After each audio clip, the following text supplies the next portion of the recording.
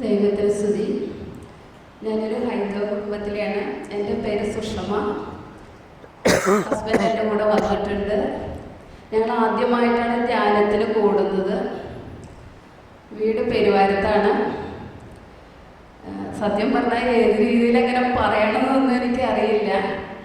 ഞാൻ 3 വർഷമായി അട്ടപ്പാടിയിൽ ഞാൻ പോകുന്നുണ്ട്. എല്ലാ മാസവും പോകാറുള്ളതാണ്. ഞാൻ കോട്ടയ്ക്കാവ് പള്ളിയിൽ എല്ലാ ഞായറാഴ്ചയും കൂട്ടായ്മയിൽ പങ്കെടുക്കുന്നുണ്ട്. ഞാൻ വെച്ചാൽ ഇന്നലെ ഇവിടെ ബ്രദർ ഇവിടെ സംസാരിച്ചിട്ടിരിക്കുമ്പോൾ തന്നെ ആ പ്രാർത്ഥനയിൽ ഇവിടെ അച്ഛൻ ഓരോരുത്തരുടെ തലയിൽ കൈ വെച്ചുകൊണ്ട് എന്ന് പ്രാർത്ഥിക്കുമ്പോൾ എൻ്റെ കൈയാണെന്നുണ്ടെങ്കിൽ ഒരു 6 മാസമായി ഞാനിവിടെ വീണിട്ട് 2 മാസം പ്ലാസ്റ്റർ ഇട്ടു. ആ സമയത്തുള്ള 2 ആഴ്ചത്തേക്കുള്ള മരുന്ന് ഞാൻ കഴിച്ചിട്ടുണ്ടായുള്ളൂ. പക്ഷെ പിന്നെ എന്ന് വെച്ചാൽ എൻ്റെ മനസ്സിലൊരു തീരുമാനം പ്രാർത്ഥന മാത്രം മതി എന്നുള്ളതായിരുന്നു. എനിക്ക് മരുന്നൊന്നും വേണ്ട, ഓരോരുത്തർ കിഴി പിടിക്കണം എന്നൊക്കെ പറഞ്ഞെങ്കിലും അതൊന്നും വേണ്ട, എനിക്ക് പ്രാർത്ഥന മതി എന്നുള്ള ഒരു വിശ്വാസത്തിലായിരുന്നു ഞാൻ. അപ്പോൾ ഇന്നലെ ഇവിടെ പ്രാർത്ഥിച്ചുകൊണ്ടിരിക്കുമ്പോൾ ഞാൻ എൻ്റെ മനസ്സുകൊണ്ട് ഞാൻ പറയുകയും ചെയ്തു, എന്തെങ്കിലുമൊക്കെ ഇന്ന് അത്ഭുതങ്ങൾ ഇന്ന് തമ്പുരാൻ എനിക്ക് തരുന്നുള്ളതായിരുന്നു വന്നപ്പോൾ തന്നെ ഞാൻ വിചാരിച്ചത്. പക്ഷേ ഇവിടെ പ്രാർത്ഥിച്ചുകൊണ്ടിരിക്കുമ്പോഴൊക്കെ എനിക്ക് ഭയങ്കര അസ്വസ്ഥതയായിരുന്നു. ഞാനപ്പോൾ ഇവിടെ നമുക്ക് ആ സീറ്റിലിരിക്കുമ്പോൾ കുറച്ചേരം ഞാൻ പുറത്തു പോയി. അത് കഴിഞ്ഞ് വീണ്ടും വന്നിരുന്നു. വീണ്ടും സ്ഥാനം മാറി. വീണ്ടും ഞാൻ അവിടെ നിന്ന് വീണ്ടും പുറത്തേക്ക് പോയി. അപ്പോൾ അവിടെ ഒരു ബ്രദർ ജോയിനായിട്ടെന്നോണോ പേര്.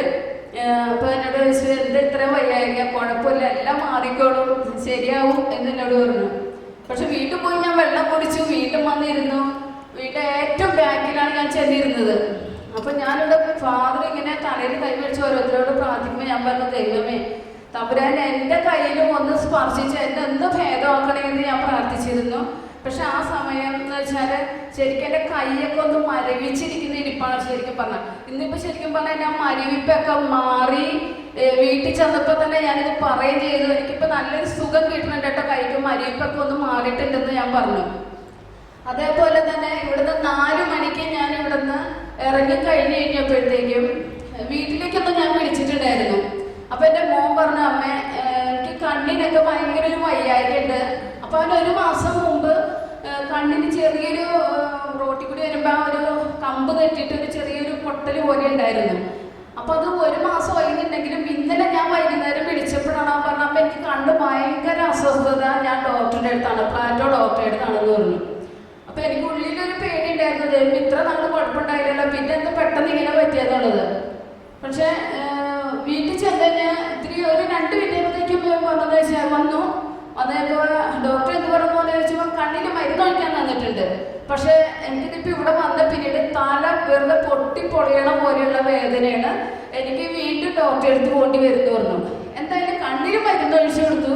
കുറച്ച് കഴിഞ്ഞപ്പോഴത്തേക്കും അവന് തീരെ വയ്യ, സഹിക്കാൻ പറ്റണില്ല.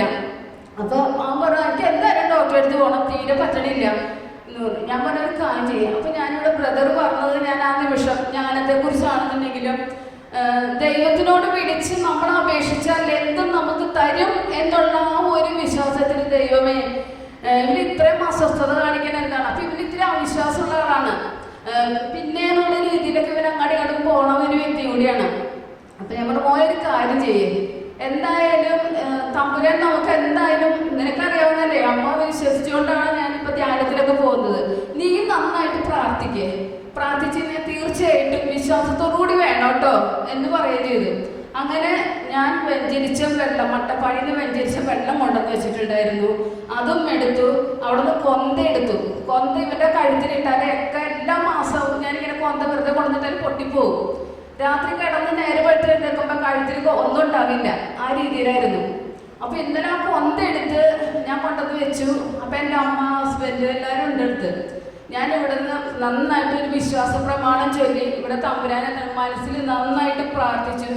ദൈവമേ അവിടുത്തെ തിരുരക്തം കൊണ്ട് എൻ്റെ മോനെ വിശ്വാസം വരുന്നതിന് കൂടി വേണ്ടിയിട്ട് സൗഖ്യപ്പെടുത്തണമേ എന്ന് പറഞ്ഞ് പ്രാർത്ഥിച്ചുകൊണ്ട് ഞാൻ ആ വെഞ്ചരിച്ച വെള്ളം അവൻ്റെ ശരീരത്തിലൊന്ന് തളിച്ചു. നന്നായിട്ട് പ്രാർത്ഥിച്ചിട്ട് തളിച്ചപ്പോൾ തന്നെ ഇവനാ ഇരുന്നിരിപ്പിൽ ഒരു വിറവല് ഒന്ന് വിറച്ച്.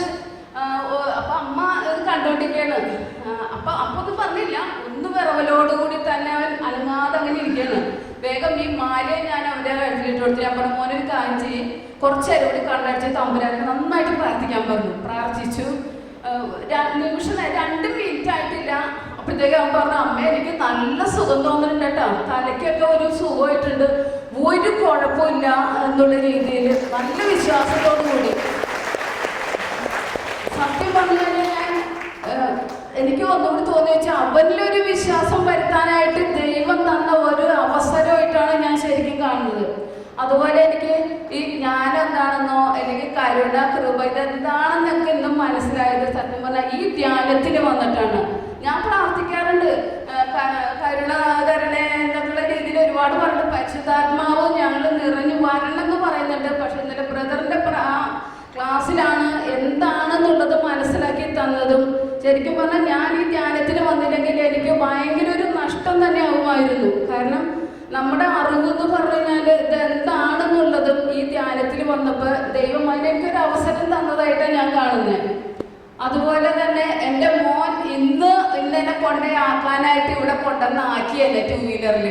മറ്റത് അവന് വിളിച്ചാൽ തന്നെ അവൻ വരില്ല. പിന്നെ ഞാനല്ലേ വരാൻ പോണെന്ന് പറഞ്ഞിട്ട് ഇന്ന് അച്ഛനൊരു മോൻ കൊണ്ടുവന്നാക്കി, എൻ്റെ ഇടയ മോൻ എന്നെ കൊണ്ടുവന്നാക്കി. മറ്റത് വിളിച്ചാൽ വരില്ല എന്ന് പറഞ്ഞാൽ ഞാൻ വരില്ല എന്ന് പറഞ്ഞാൽ വരില്ല. അത്രയും ഒരുത്തുള്ളതായിരുന്നു. പക്ഷെ ദൈവത്തിന് ഒത്തിരി ഞാൻ നന്ദി ഈ അവസരത്തിൽ ഞാൻ പറയുകയാണ്. നന്ദി പറഞ്ഞാൽ തീരില്ല, കാരണം വാക്കുകളിലൂടെ ഒരിക്കലും നമുക്കിത് തീർക്കാൻ പറ്റില്ല എന്നുള്ളത് കൂടി ഞാൻ ഈ അവസരത്തിൽ ഞാൻ പറയുന്നത്. യേശു നന്ദി, യേശു സ്തുതി. Praise the Lord.